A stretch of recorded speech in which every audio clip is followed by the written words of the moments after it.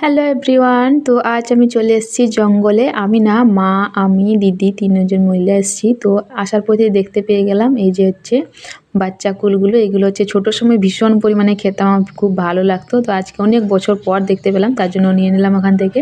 আর এই যে মা এখানে শাল কাঠ কাটছে, আমার বিয়ের কাঠ দরকার, তো তার জন্য বিয়ের কাঠ নিতে এসেছি জঙ্গলে। এই যে কাটা হয়ে গেছে, মা দিদি এই পিছিয়ে আসছে, আমি সামনে হেঁটে আসছি। আর এই যে দেখো কুলগুলো, কি সুন্দর কুলগুলো। তো এইগুলো কুলগুলোকে আমি ধুয়ে নেব, ধুয়ে করে নুন লঙ্কা দিয়ে মাখিয়ে করে খাবো, ভীষণ টেস্টি লাগে। যখন সেই 7-8 বছর বয়স ছিল সেই সময় খেয়েছিলাম। এগুলো শুধু জঙ্গলে কিন্তু হয়, আর ভীষণ ভালো টেস্ট এগুলো। এই কুলগুলোর নাম কে কী বলো, তো অবশ্যই আমায় কমেন্টে জানিও। আমি কিন্তু এগুলো বাচ্চা কুল বলেই জানি এবং বাচ্চা কুলেই বলে থাকি।